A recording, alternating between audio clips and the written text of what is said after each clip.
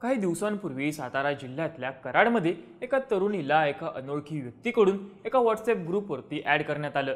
या ग्रुपमध्ये आणखी 26 जण सुद्धा होते। या तरुणीला व्हॉट्सॲप ग्रुपमध्ये ॲड केल्यानंतर त्याच मध्यरात्री या ग्रुपवरती एक अश्लील व्हिडिओ आला। या व्हिडिओमध्ये कराडमधल्या एका नामांकित महिला डॉक्टरचा आणि त्या महिला डॉक्टरची ओळख सुद्धा नसलेल्या एका डॉक्टरच्या फोटोंचा वापर करण्यात आला होता। काही वेळाने या ग्रुपवरती आणखी एक अश्लील व्हिडिओ आला।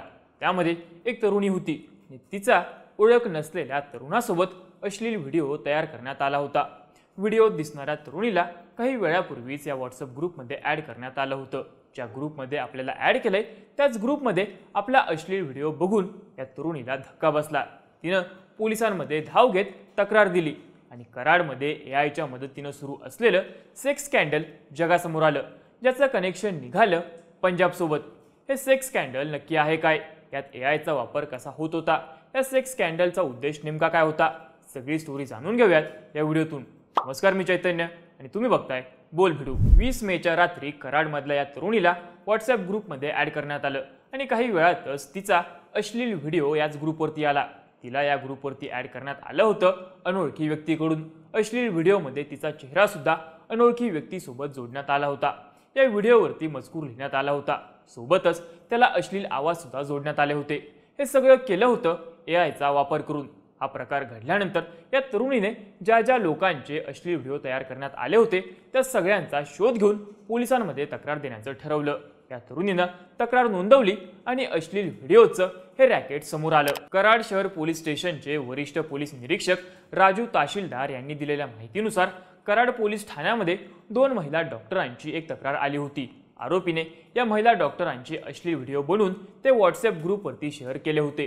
या तक्रारीनंतर पोलिसांनी विनयभंग आणि आयटी ॲक्ट 2000च्या अंतर्गत आरोपींच्या विरोधामध्ये गुन्हा दाखल केला आणि घटनेचा तपास पूर्ण केला। तपासादरम्यान पोलिसांनी व्हॉट्सॲप ग्रुपवरती आलेल्या व्हिडिओच्या आधारे डिजिटल पुरावे गोळा करायला सुरुवात केली। व्हॉट्सॲप ग्रुप कुणी बनवला आणि त्यावर व्हिडिओ कुणी पाठवला याचा शोध पोलिसांनी घेतला। तेव्हा ग्रुपवरती व्हिडिओ पाठवणाऱ्या नंबरचा IP ॲड्रेस हा पंजाबमधला असल्याचं पोलिसांच्या लक्षात आलं। हे अश्लील व्हिडिओ पंजाबच्या विकास शर्मा नावाच्या व्यक्तीकडून शेअर करण्यात आले होते। त्यानंतर पोलिसांनी पंजाबमधून विकास शर्माला ताब्यात घेतलं, पण विकासच्या चौकशीमध्ये कराडमधल्याच राजेश शिंदे या व्यक्तीच्या सांगण्यावरून त्यानं व्हिडिओ बनवल्याचं सांगितलं। पोलिसांनी या दोघांना अटक केली आणि कराडमधल्या या सेक्स स्कॅन्डलच्या प्रकरणाचा उलगडा झाला। सोबतच हे अश्लील व्हिडिओ बनवण्यामागचं धक्कादायक कारणही समोर आलं। या प्रकरणातला आरोपी डॉक्टर राजेश शिंदेचं कराडच्या शिंदे मळ्यात किलेशन थेरपी नावाचं नॅचरोपॅथी सेंटर आहे। या सेंटरमधल्या उपचाराबद्दल अनेक संघटनांनी आरोग्य विभागाकडे तक्रारी केल्या होत्या। त्यानंतर याबाबतची पाहणी करून अहवाल सादर करण्याची सूचना वरिष्ठ कार्यालयाने सरकारी रुग्णालयाला केली होती। राजेश शिंदेच्या क्लिनिकबाबत तक्रार आल्यानंतर सरकारी डॉक्टरांनी किलेशन थेरपी सेंटरची पाहणी केली। तेव्हा डॉक्टरांना या तक्रारींमध्ये तथ्य आढळून आलं। त्यानंतर तपासणी करणाऱ्या डॉक्टरांनी तसा अहवाल आरोग्य विभागाकडे पाठवला। काही माध्यमांनी दिलेल्या बातम्यांनुसार यानंतर राजेश शिंदेच्या थेरपी सेंटरचं लायसन रद्द करण्यात आलं। यात काही दिवसांपूर्वी राजेश शिंदेच्या क्लिनिकमध्ये उपचार घेणाऱ्या एका रुग्णाचा मृत्यू झाला होता। त्यानंतर संबंधित रुग्णाच्या नातेवाईकांनी शिंदेला मारहाण केली होती। त्यानंतर शिंदेने त्याच्या क्लिनिकमध्ये बाउन्सर ठेवले होते। थोडक्यात तो पूर्णपणे अडचणीत सापडला होता। या सगळ्यात 2 महिला डॉक्टर आणि त्यांचे सहकारी जबाबदार असल्याचा आरोप राजेश शिंदेकडून करण्यात आला।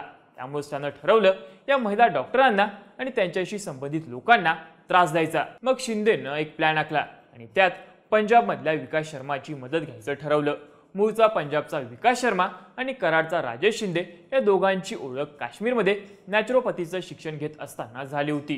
विकास शर्मा आणि राजेश शिंदे या दोघांना कॅन्सरचीही लागण झालेली आहे, पण दोघं सुरुवातीपासून सारखे संपर्कात होते। विकास शर्माला पैशांची गरज होती। हीच गोष्ट ओळखून राजेशनं त्याला या प्लॅनमध्ये सामील करून घेतलं। पण हा प्लॅन होता काय?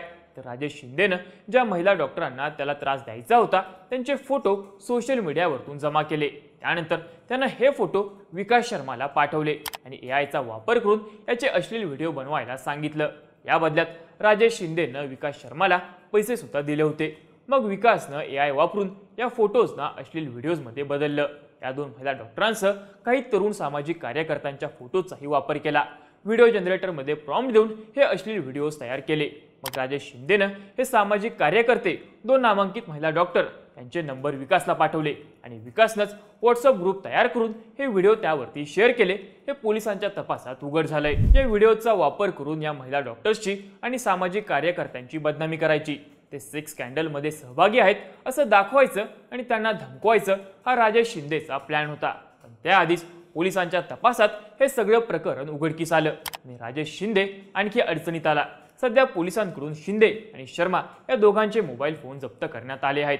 या प्रकरणाचा अधिक तपास पोलिसांकडून सुरू आहे।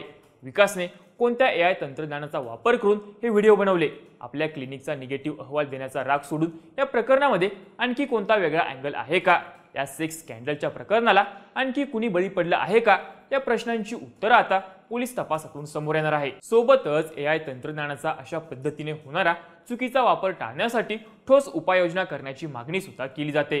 या सगळ्या प्रकरणाबद्दलची तुमची मतं आणि प्रतिक्रिया आम्हाला कमेंट करून नक्की सांगा आणि अशाच माहितीपूर्ण व्हिडिओज बघण्यासाठी बोलबिडूच्या YouTube चॅनलला नक्की सबस्क्राईब करा।